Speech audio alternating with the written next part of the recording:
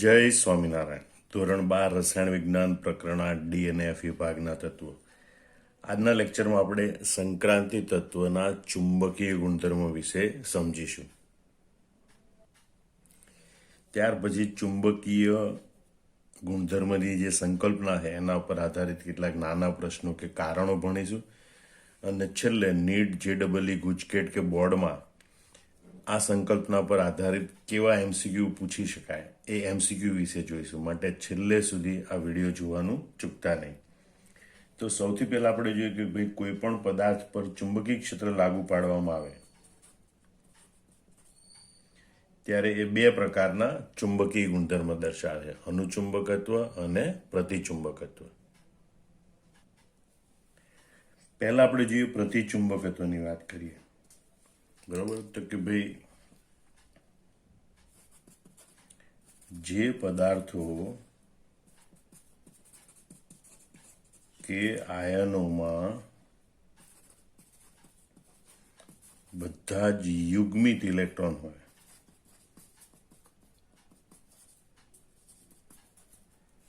બરોબર, તેઓ પ્રતિચુંબકત્વ દર્શાવે.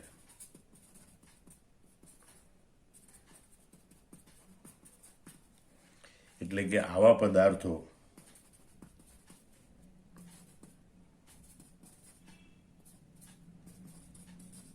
લાગુ પાડેલા ચુંબકીય ક્ષેત્રની અસર હેઠળ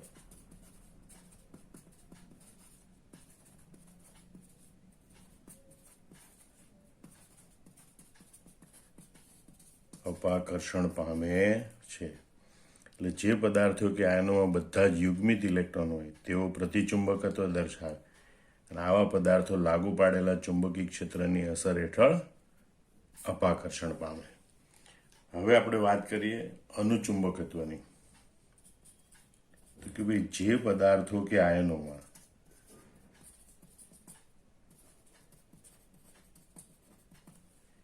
એક કે વધુ અયુગ્મિત ઇલેક્ટ્રોન હોય,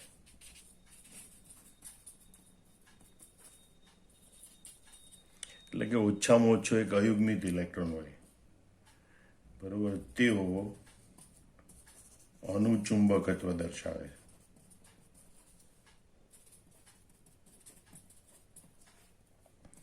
આવા પદાર્થો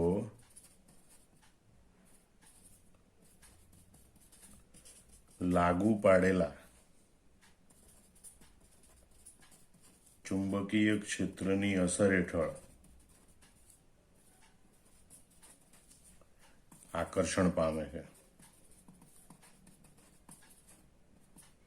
ફરીથી સમજી લો કે ભાઈ જો બધા ઇલેક્ટ્રોન યુગ્મિત હોય, હવે યુગ્મિત ઇલેક્ટ્રોન હોય તો કક્ષકોમાં એની ભ્રમણ પરસ્પર વિરુદ્ધ દિશામાં ગોઠવાયેલી હોય, એટલે ચુંબકીય ચાકમાત્રા પારસ્પરિક રીતે રદ થાય. આવા પદાર્થો લાગુ પાડેલા ચુંબકીય ક્ષેત્રની અસર હેઠળ અપાકર્ષણ પામે. પણ જો કક્ષકોમાં એક કે વધારે અયુગ્મિત ઇલેક્ટ્રોન હોય, બરોબર, તો એવા પદાર્થો અનુચુંબકત્વ દર્શાવે છે. એવા પદાર્થોને અનુચુંબકીય પદાર્થો કહેવાય. આવા પદાર્થો લાગુ પાડેલા ચુંબકીય ક્ષેત્રની અસર હેઠળ આકર્ષણ પામે છે, બરોબર. પણ કેટલાક પદાર્થો એવા હોય કે જે ચુંબકીય ક્ષેત્ર દ્વારા અતિ પ્રબળ રીતે આકર્ષાય છે. કેટલાક પદાર્થો ચુંબકીય ક્ષેત્ર દ્વારા પ્રબળ રીતે આકર્ષાય છે, બરાબર. તેમને લોહ ચુંબકીય પદાર્થો કહે છે.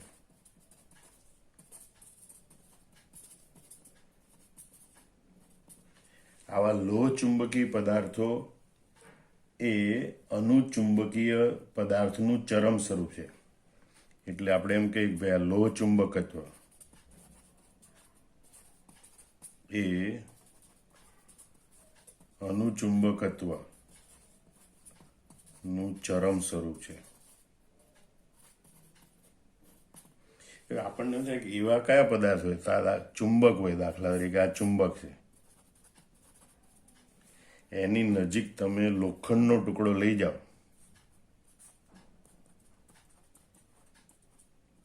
તે ઝડપથી આકર્ષાય ને એની સાથે ચોંટી જાય. એનો મતલબ કે આ લોખંડ છે એ લો ચુંબકી પદાર્થ છે. એવા અન્ય પદાર્થમાં લોખંડ ઉપરાંત કોબાલ્ટ, નિકલ, બરાબર, વગેરે જેવા પદાર્થો છે એ પણ જો આ ચુંબકની નજીક લઈ જાઓ તો ઝડપથી આકર્ષાઈને એની સાથે ચોંટી જાય છે. તો આ લોખંડ, કોબાલ્ટ, નિકલ વગેરે જેવા પદાર્થો છે એ લો ચુંબકી પદાર્થો. એમાં અનુચુંબકત્વ મહત્તમ હોય એમ ગણી શકાય. ઝડપથી ફરીથી આટલો ફકરો જોઈ લો કે કોઈ પણ પદાર્થ પર ચુંબકી ક્ષેત્ર લાગુ પાડવામાં આવે તો એના આધારે પદાર્થને બે પ્રકારમાં વર્ગીકૃત કરી શકાય, કારણ કે એ પદાર્થો બે પ્રકારની વર્તણૂક દર્શાવે: પ્રતિચુંબકી પદાર્થો અને અનુચુંબકી પદાર્થો. એના આધારે વર્તણૂક પદાર્થની બે પ્રકારની કહેવાય: પ્રતિચુંબકત્વ અને અનુચુંબકત્વ. તો જે પદાર્થો કે આયનોમાં બધા જ યુગ્મિત ઇલેક્ટ્રોન હોય તેઓ પ્રતિચુંબકત્વ દર્શાવે છે, એવા પદાર્થોને પ્રતિચુંબકી પદાર્થો કહેવાય. આવા પદાર્થો લાગુ પાડેલા ચુંબકી ક્ષેત્રની અસર હેઠળ અપાકર્ષણ પામે. જે પદાર્થો કે આયનોમાં એક કે વધારે અયુગ્મિત ઇલેક્ટ્રોન હોય, એટલે કે ઓછામાં ઓછો એક અયુગ્મિત ઇલેક્ટ્રોન હોય, તેઓ અનુચુંબકત્વ દર્શાવે. એવા પદાર્થોને અનુચુંબકી પદાર્થો કહેવાય. આવા પદાર્થો લાગુ પાડેલા ચુંબકી ક્ષેત્રની અસર હેઠળ આકર્ષણ પામે છે. કેટલાક પદાર્થો એવા છે કે જે ચુંબકી ક્ષેત્ર દ્વારા ખૂબ પ્રબળ રીતે આકર્ષાય છે, ઝડપથી આકર્ષાય, તેમને લો ચુંબકી પદાર્થો કહે છે. તો આ લો ચુંબકત્વ એ અનુચુંબકત્વનું ચરમ સ્વરૂપ છે, એટલે કે લો ચુંબકત્વ એ મહત્તમ અનુચુંબકત્વ દર્શાવે. દાખલા તરીકે લોખંડ, કોબાલ્ટ, નિકલ જેવા પદાર્થો છે એને ચુંબકની નજીક લઈ જવામાં આવે તો એ ઝડપથી આકર્ષાય. એનો મતલબ કે લોખંડ, કોબાલ્ટ, નિકલ એ લો ચુંબકી પદાર્થોના ઉદાહરણ છે. હવે સંક્રાંતિ તત્વો કયા પ્રકારનો ગુણધર્મ ધરાવે? બરોબર, તો કે ભાઈ સંક્રાંતિ તત્વો અને તેના મોટા ભાગના ધાતુ આયનો ડી કક્ષકોમાં એક કે વધુ અયુગ્મિત ઇલેક્ટ્રોન ધરાવે.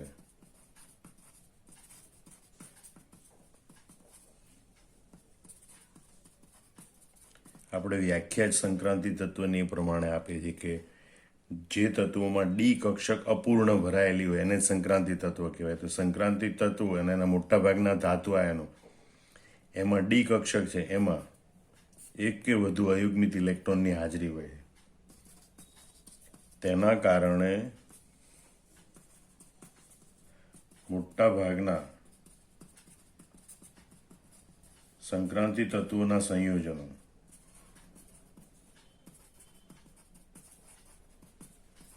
એ અનુચુંબકી હોય છે.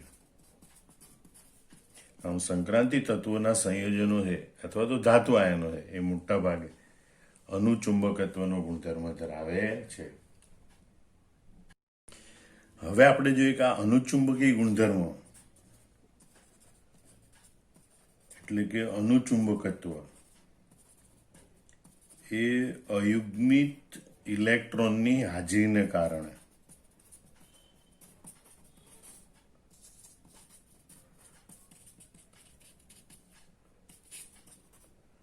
ઉત્પન્ન થાય છે, અથવા તો અનુચુંબકત્વ એ અયુગ્મિત ઇલેક્ટ્રોનની હાજરીને કારણે જોવા મળે છે.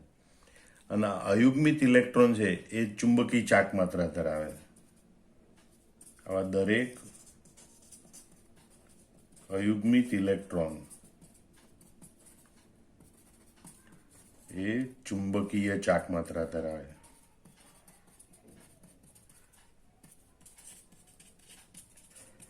ઇલેક્ટ્રોન એ ઋણ વીજભાર ધરાવે છે અને એ ગતિ કરે છે. એટલે કોઈ પણ વીજભારિત કણ ગતિ કરતો હોય ત્યારે એની સાથે સાથે ચુંબકીય બળરેખાઓ એટલે કે ચુંબકીય ચાક માત્રાઓ સંકળાયેલી હોય.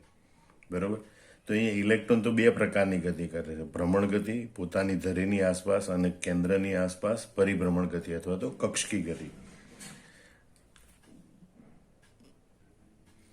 આમ આ ચુંબકીય ચાક માત્રા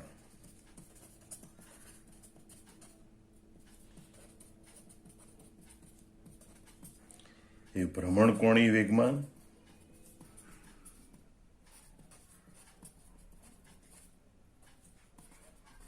અને કક્ષકીય કોણીય વેગમાન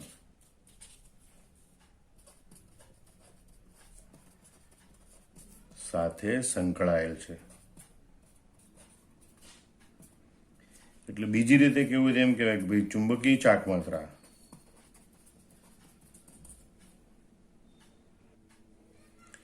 એ અયુગ્મિત ઇલેક્ટ્રોનના ધરાભ્રમણ અને કક્ષકીય ભ્રમણને કારણે હોય છે. હવે આપણે જોઈએ કે ભાઈ સંક્રાંતિ તત્વોમાં અયુગ્મિત ઇલેક્ટ્રોન એ છેલ્લી કક્ષામાં હોય, બરાબર, એટલે ઘણા દૂર ગોઠવાયેલા હોય. એટલે ચુંબકીય ચાકમાત્રામાં તેના કોણીય વેગમાનનો ફાળો નહિવત હોય છે. આમ સંક્રાંતિ તત્વોમાં છેલ્લી કક્ષામાં રહેલો અયુગ્મિત ઇલેક્ટ્રોન એ ખરેખર તો ઘણો દૂર ગોઠવાયેલો હોય, બરોબર. એટલે ચુંબકીય ચાકમાત્રામાં આ છેલ્લી કક્ષામાં ગોઠવાયેલા અયુગ્મિત ઇલેક્ટ્રોનના કોણીય વેગમાનનો ફાળો અસરકારક રીતે શમિત થાય. એટલે કે ચુંબકીય ચાકમાત્રામાં કોણીય વેગમાનનો ફાળો નહિવત થાય. અને એટલે ચુંબકીય ચાકમાત્રા એ માત્ર અયુગ્મિત ઇલેક્ટ્રોનના ધરાભ્રમણના આધારે નક્કી કરવામાં આવે છે, બરોબર, જે અયુગ્મિત ઇલેક્ટ્રોનની સંખ્યાના આધારે ગણી શકાય છે. એના માટેનું સૂત્ર આ પ્રમાણે છે. અને એ સૂત્ર આ પ્રમાણે છે. ચુંબકીય ચાકમાત્રા માટે સંજ્ઞા છે mu is equal to under root n(n+2), બરોબર, BM, જ્યાં n એટલે અયુગ્મિત ઇલેક્ટ્રોનની સંખ્યા, બરોબર, મ્યુ એટલે ચુંબકીય ચાકમાત્રા અને BM એટલે બોર મેગ્નેટોન.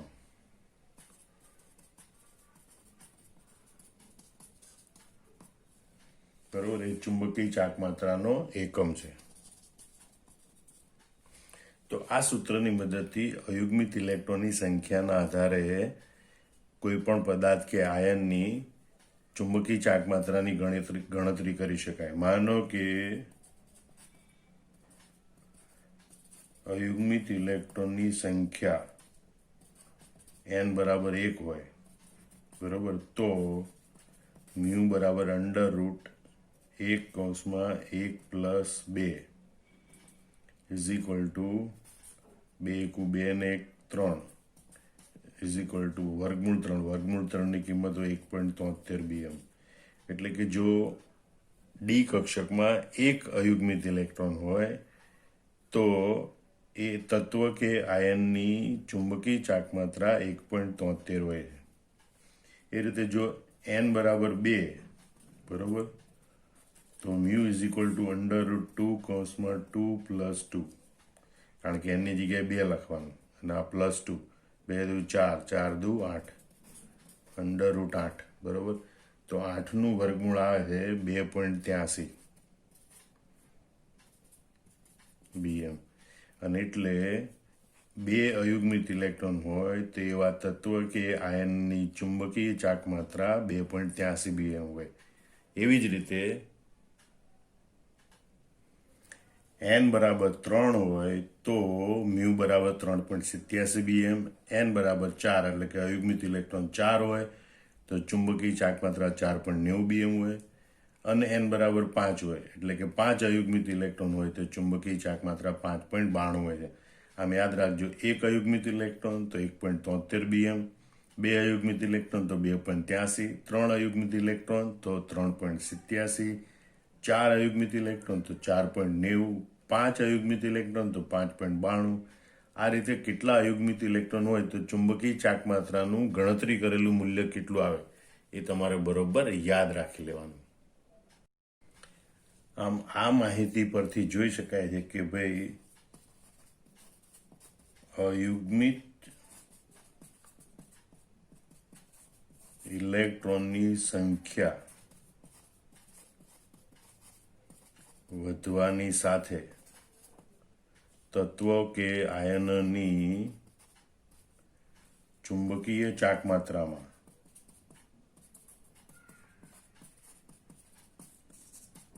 વધારો થાય છે. બરોબર. આનાથી વિરુદ્ધ આપણે જોઈએ, માનો કે પ્રાયોગિક રીતે ચુંબકીય ચાકમાત્રાનું મૂલ્ય નક્કી કરવામાં આવે, બરોબર, તે અવલોકિત અથવા તો કહેવાય પ્રાયોગિક ચુંબકીય ચાકમાત્રાના મૂલ્ય પરથી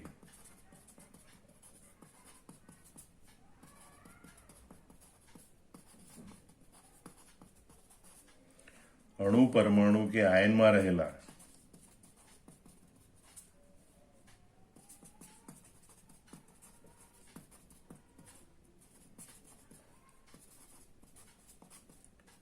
અયુગ્મિત ઇલેક્ટ્રોનની સંખ્યા નક્કી કરી શકાય છે. કોણીય વેગમાનની થોડી અસરને કારણે ચુંબકીય ચાકમાત્રાનું મૂલ્ય આના કરતાં થોડું વધારે કે ઓછું હોઈ શકે, પણ માનો કે ચુંબકીય ચાકમાત્રાનું મૂલ્ય 3.87ની નજીકનું, એટલે કે 3.87 કરતાં થોડું વધારે કે ઓછું હોય, તો એમ કહી શકાય કે એ પરમાણુ, અણુ કે આયનમાં અયુગ્મિત ઇલેક્ટ્રોનની સંખ્યા 3 હોવી જોઈએ. એ રીતે 5.92ની નજીકનું મૂલ્ય હોય તો એ પરમાણુ, અણુ કે આયનમાં અયુગ્મિત ઇલેક્ટ્રોનની સંખ્યા 5 હોવી જોઈએ. આમ અવલોકિત કે પ્રાયોગિક મૂલ્ય જાણતા હોય ચુંબકીય ચાકમાત્રાના, તો એના પરથી અણુ, પરમાણુ કે આયનમાં રહેલા અયુગ્મિત ઇલેક્ટ્રોનની સંખ્યા પણ નક્કી કરી શકાય છે. હવે આપણે જોઈએ પ્રથમ સંક્રાંતિ શ્રેણીના તત્વોના કેટલાક આયનોની ચુંબકીય ચાકમાત્રાના ભ્રમણસૂત્રથી ગણતરી કરેલા સૈદ્ધાંતિક મૂલ્યો અને પ્રાયોગિક મૂલ્યો દર્શાવતું કોષ્ટક. બરાબર. આ કોષ્ટક છે એ ઇલેક્ટ્રોન રચનાના આધારે બનાવેલું છે, એટલે એ ખાસ યાદ રાખવાનું, બરાબર, કારણ કે એના ઉપરથી ઘણા બધા MCQ JEE, નીટ, ગુજકેટ કે બોર્ડની એક્ઝામમાં પૂછાતા હોય છે. એ દ્રષ્ટિએ આ કોષ્ટક ખૂબ જ મહત્વનું છે. બરાબર. તો Sc3+ આયન હોય સ્કેન્ડિયમ, તો એની બહારની કક્ષાના 4s કક્ષકના 2 અને D કક્ષકને 3 ઇલેક્ટ્રોન દૂર થયેલા હોય, એટલે 3D કક્ષકમાં એક પણ ઇલેક્ટ્રોન હોતો નથી, એટલે એની 3D 0 ઇલેક્ટ્રોન રચના હોય. એટલે એક પણ ઇલેક્ટ્રોન જ નથી, એટલે અયુગ્મિત ઇલેક્ટ્રોનની સંખ્યા કેટલી, તો કે 0, કારણ કે આગળના બધા ઇલેક્ટ્રોન યુગ્મિત હોય, અને માટે ગણતરી કરેલી કે પ્રાયોગિક ચુંબકીય ચાકમાત્રાના મૂલ્ય પણ 0 હોય છે. જ્યારે Ti3+ આયન છે, એમાં D કક્ષકમાં એક ઇલેક્ટ્રોન હોય, એટલે એની ઇલેક્ટ્રોન રચના 3D1 હોય. હવે એક ઇલેક્ટ્રોન હોય, D કક્ષકમાં કુલ 5, D પેટાકોષમાં કુલ 5 કક્ષકો આવેલી. એક ઇલેક્ટ્રોન હોય એક કક્ષકમાં ગોઠવાય, એટલે અયુગ્મિત ઇલેક્ટ્રોનની સંખ્યા 1, બરોબર, અને માટે એની ગણતરી કરેલી ચુંબકીય ચાકમાત્રાનું મૂલ્ય 1.73 હોય અને પ્રાયોગિક ચુંબકીય ચાકમાત્રાનું મૂલ્ય એની નજીકનું, એટલે કે 1.75 હોય છે. બરોબર. Ti2+ આયનમાં D કક્ષકમાં 2 ઇલેક્ટ્રોન, એટલે ઇલેક્ટ્રોન રચના 3D2.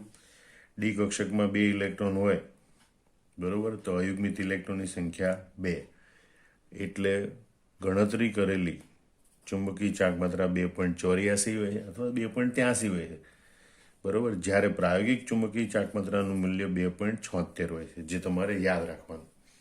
V2+ આયનમાં 3D કક્ષકમાં 3 ઇલેક્ટ્રોન, 3 ઇલેક્ટ્રોનની ગોઠવણી કરીએ આપણે D કક્ષકોમાં, તો અયુગ્મિત ઇલેક્ટ્રોનની સંખ્યા 3, ગણતરી કરેલી ચુંબકીય ચાકમાત્રા 3.87 અને પ્રાયોગિક રીતે મળતું મૂલ્ય આની નજીકનું, એટલે કે 3.86 હોય છે.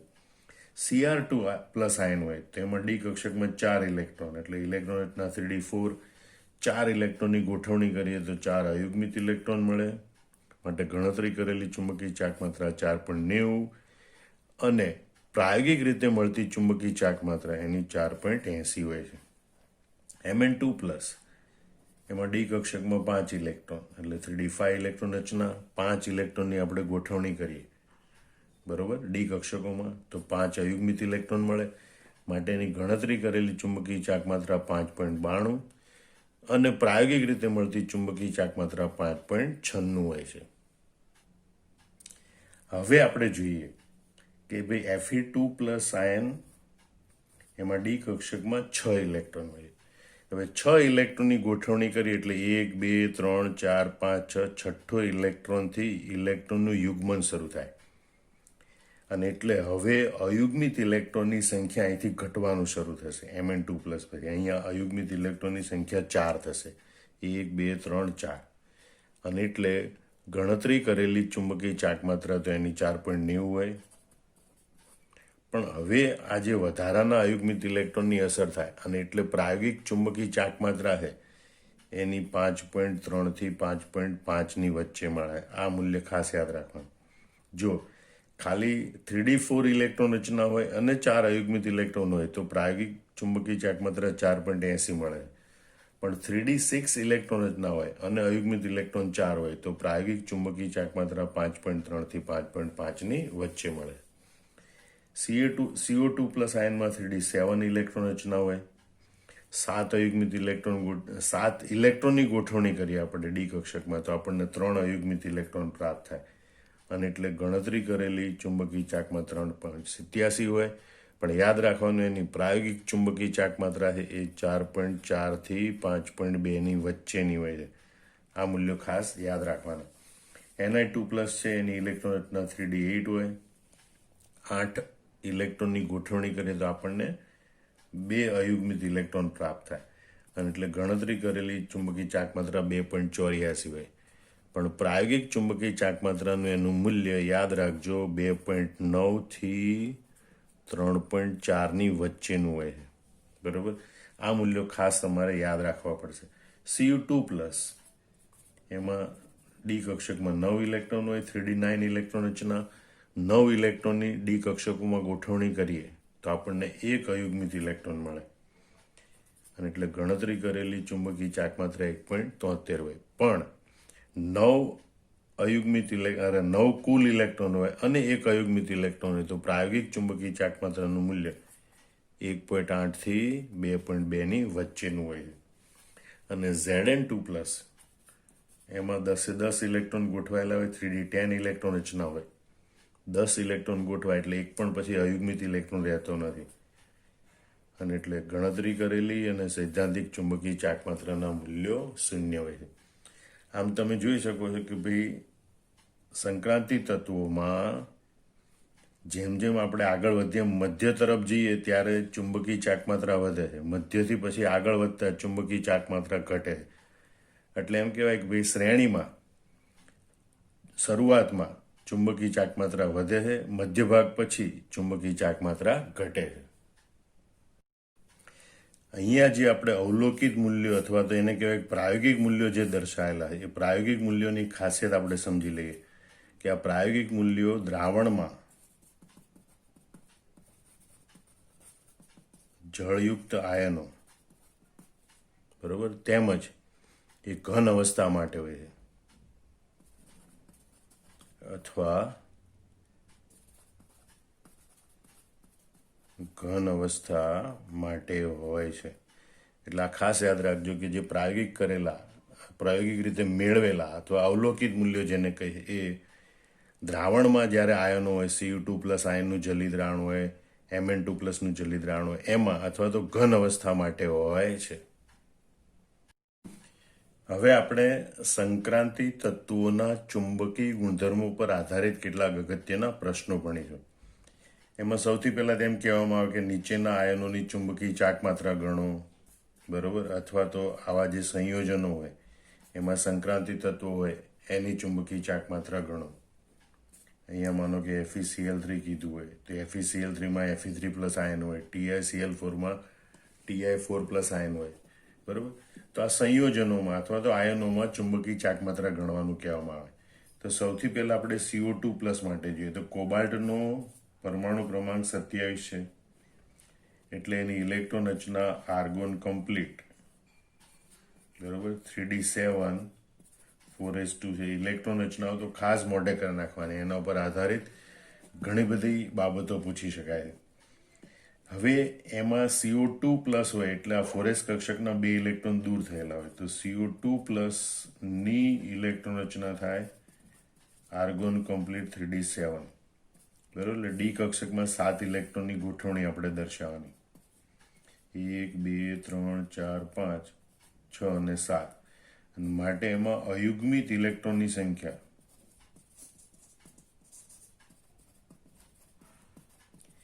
n બરાબર 3 મળશે. બરોબર, અયુગ્મિત ઇલેક્ટ્રોનની સંખ્યા કેટલી થશે? 3. અને તો ચુંબકીય ચાર્જ માત્રા મ્યુ બરાબર √n કૌંસમાં n પ્લસ 2 bm, બરોબર, એટલે કે √3 કૌંસમાં 3 પ્લસ 2, 3 ને 2 5, 5 તરી 15, √15 અને માટે mu is equal to 3.87 bm. આમ CO2 પ્લસ આયન છે, બરોબર, એની ચુંબકીય ચાક માત્રા 3.87 bm હોય છે. હવે આપણે જોઈએ Fe3 પ્લસ આયન માટે. તો Fe નો પરમાણુ ક્રમાંક 26, બરોબર, એટલે એની ઇલેક્ટ્રોનના આર્ગોન કમ્પ્લીટ 3d6 4s2 હોય. હવે Fe3 પ્લસ આયન બને તો ખાલી ડી કક્ષકમાં 5 ઇલેક્ટ્રોન વધે, એટલે એની ઇલેક્ટ્રોનના થાય આર્ગોન કમ્પ્લીટ 3d5. હવે 5 ઇલેક્ટ્રોન આપણે ડી કક્ષકમાં ગોઠવીએ, 1 2 3 4 5, અને માટે એમાં અયુગ્મિત ઇલેક્ટ્રોનની સંખ્યા, હવે એને આપણે ટૂંકમાં n જ કહીશું, n બરાબર 5, અને માટે મ્યુ બરાબર, બરોબર, √5 કૌંસમાં 5 પ્લસ 2, 5 ને 2 7, 7 પંચા 35, 35 નું વર્ગમૂળ ઇઝ ઇક્વલ ટુ 5.92 bm. બરોબર, એટલે Fe3 પ્લસ આયન છે એની ચુંબકીય ચાક માત્રા 5.92 bm મળે. એવી રીતે આપણે Cr2 પ્લસ માટે ગણતરી કરી. ક્રોમિયમ છે એનો પરમાણુ ક્રમાંક 24, એટલે એની ઇલેક્ટ્રોન રચના આર્ગોન કમ્પ્લીટ 3d5 4s1 હોય છે, પણ એમાંથી Cr2 પ્લસ આયન બનાવીએ તો એની ઇલેક્ટ્રોનના આર્ગોન કમ્પ્લીટ એક ઇલેક્ટ્રોન અહીંથી એક ઇલેક્ટ્રોન અહીંથી દૂર થાય, એટલે ડી કક્ષકમાં 4 ઇલેક્ટ્રોન બાકી વધે. બરોબર, એ 4 ઇલેક્ટ્રોનની ડી કક્ષકમાં ગોઠવણી કરી આપણે તો 1 2 3 અને 4, અને માટે અહીંયા અયુગ્મિત ઇલેક્ટ્રોનની સંખ્યા n બરાબર 4, માટે મ્યુ બરાબર √n કૌંસમાં n પ્લસ 2 બરાબર √4 કૌંસમાં 4 પ્લસ 2 ઇઝ ઇક્વલ ટુ √4 ને 2 6, 6 ચોક 24, બરોબર, અને એટલે મ્યુ બરાબર આવે 4.90 bm. બરોબર, એટલે Cr2 પ્લસ આયન માટે ચુંબકીય ચાક માત્રાનું મૂલ્ય હોય છે 4.90 bm. હવે આપણે જોઈએ Ti4 પ્લસ આયન માટેની ઇલેક્ટ્રોન રચના. તો ટિટેનિયમ એ 22 નંબરનું તત્વ છે, બરોબર, એટલે એની ઇલેક્ટ્રોન રચના આર્ગોન કમ્પ્લીટ 3d2 4s2 હોય. હવે જ્યારે Ti4 પ્લસ આયન બને ત્યારે 2 4s કક્ષકના અને 2 3d કક્ષકના 4 ઇલેક્ટ્રોન દૂર થાય, એટલે આર્ગોન કમ્પ્લીટ 3d0, બરોબર, એટલે અયુગ્મિત ઇલેક્ટ્રોનની સંખ્યા 0, માટે મ્યુ ઇઝ ઇક્વલ ટુ 0, એટલે કે એની ચુંબકીય ચાક માત્રાનું મૂલ્ય 0 હોય છે. Ti4 પ્લસ આયનની ચુંબકીય ચાક માત્રાનું મૂલ્ય 0 હોય છે. આમ ઇલેક્ટ્રોન રચના લખી એમાંથી ધન આયન જેટલા ઇલેક્ટ્રોન દૂર કરી અને પછી જે ઇલેક્ટ્રોન રચના પ્રાપ્ત થાય એમાં અયુગ્મિત ઇલેક્ટ્રોનની સંખ્યા નક્કી કરવાની અને એના આધારે આ ચુંબકીય ચાક માત્રાની ગણતરી કરવાની. હવે આપણે જોઈએ કે ભાઈ કારણ આપો. CrCl6 પ્રતિચુંબકીય છે જ્યારે CrCl3 એ અનુચુંબકીય છે. તો એના માટે સૌથી પહેલા આપણે ક્રોમિયમની ઇલેક્ટ્રોન રચના જોઈએ. ક્રોમિયમનો પરમાણુ ક્રમાંક 24, એની અપવાદરૂપ ઇલેક્ટ્રોન રચના છે. આર્ગોન કમ્પ્લીટ ડી કક્ષકમાં 5 ઇલેક્ટ્રોન છે, 3d5, એસ કક્ષકમાં 1 ઇલેક્ટ્રોન છે, 4s1, બરોબર. હવે આપણે CrCl6 ની પહેલા વાત કરીએ. તો CrCl6માં ક્રોમિયમની ઓક્સિડેશન અવસ્થા, બરોબર, આ ક્લોરીનના માઇનસ છે તો અમે ક્રોમિયમના પ્લસ 6 હોય, એટલે Cr ની ઓક્સિડેશન અવસ્થા +6 છે, બરોબર, અને Cr6+ ની ઇલેક્ટ્રોન રચના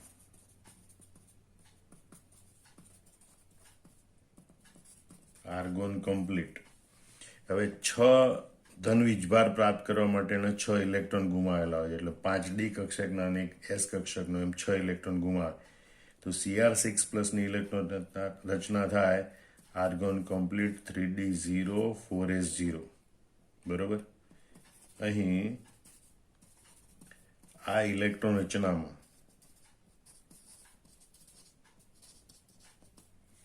એક પણ અયુગ્મિત ઇલેક્ટ્રોન નથી.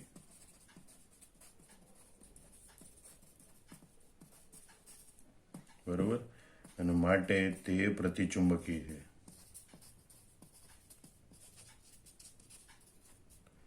આમ CrCl6 એ પ્રતિચુંબકીય હોય છે. હવે એની સામે આપણે CrCl3 ની વાત કરીએ તો CrCl3 માં Cr ની ઓક્સિડેશન અવસ્થા કેટલી હોય તો આ -3 છે, તો Cr ની ઓક્સિડેશન અવસ્થા +3 છે. બરોબર. તો Cr3+ ની ઇલેક્ટ્રોન રચના કઈ થાય? આર્ગોન કમ્પ્લીટ 3 ઇલેક્ટ્રોન દૂર કરવાના આવે તો 1 ઇલેક્ટ્રોન પહેલા 4s કક્ષકનો ઇલેક્ટ્રોન દૂર થાય અને પછી 2 ઇલેક્ટ્રોન 3d માંથી, એટલે 3d કક્ષકમાં 3 ઇલેક્ટ્રોન બાકી રહે, એટલે આર્ગોન કમ્પ્લીટ 3d3 થાય. બરોબર. અહીં ડી કક્ષકમાં 3 અયુગ્મિત ઇલેક્ટ્રોન છે અને અયુગ્મિત ઇલેક્ટ્રોનની હાજરીને કારણે, એટલે કે તેના કારણે તે એટલે કે CrCl3 અનુચુંબકીય બને છે. બરોબર. આમ કારણનો જવાબ લખી શકાય કે આમ CrCl6 એ પ્રતિચુંબકીય છે જ્યારે CrCl3 એ અનુચુંબકીય છે.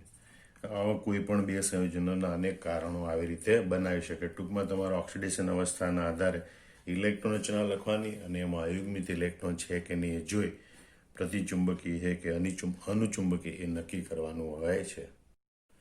હવે આપણે બોર્ડમાં પૂછી શકાય એવો એક અગત્યનો પ્રશ્ન અથવા તો MCQ તરીકે પણ આને પૂછી શકે એવો એક અગત્યનો પ્રશ્ન જોઈએ. લોખંડના એક આયનની ચુંબકીય ચાકમાત્રા 5.92 BM છે, તો તેના અયુગ્મિત ઇલેક્ટ્રોનની ગણતરી કરી એ આયનનું બંધારણ જણાવો. હવે તમે જુઓ અહીંયા કે ભાઈ ચુંબકીય ચાકમાત્રા μ = 5.92. હવે મ્યુનું સૂત્ર છે √n(n+2) = 5.92. બંને બાજુ આપણે સ્ક્વેર કરીએ. બરોબર. એટલે n(n+2) = 5.92 સ્ક્વેર એ પૂર્ણાંક સંખ્યામાં 35 થાય, માટે n² + 2n આનું સાદરૂપ, અને 35 આ બાજુ લઈએ તો 35 = 0. આના અવયવ પડીએ તો 7 × 5 = 35, એટલે n+7 n - 5 = 0. એનો મતલબ કે n = -7 કે n = 5. બરોબર. આ ગણિતિક સમીકરણ છે.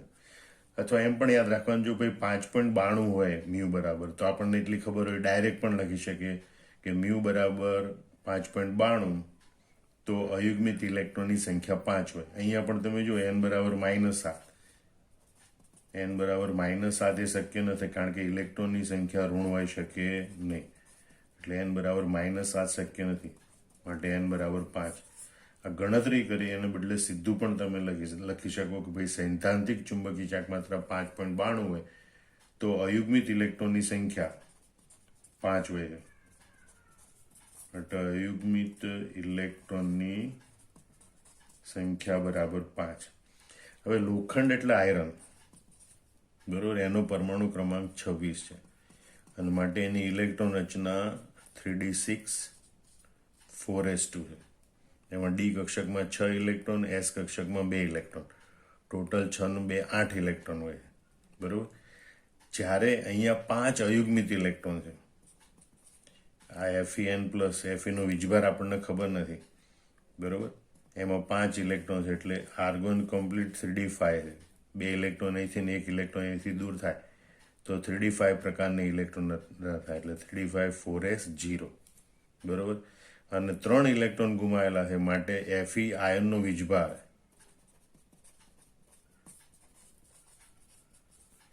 +3 હશે, બરોબર. આમ આ આયનનું બંધારણ એ આ પ્રમાણે પ્રાપ્ત થશે: Fe3+, argon complete, 3d5 4s0, બરોબર. તો આ આયન આ પ્રમાણે બંધારણ ધરાવતો હશે.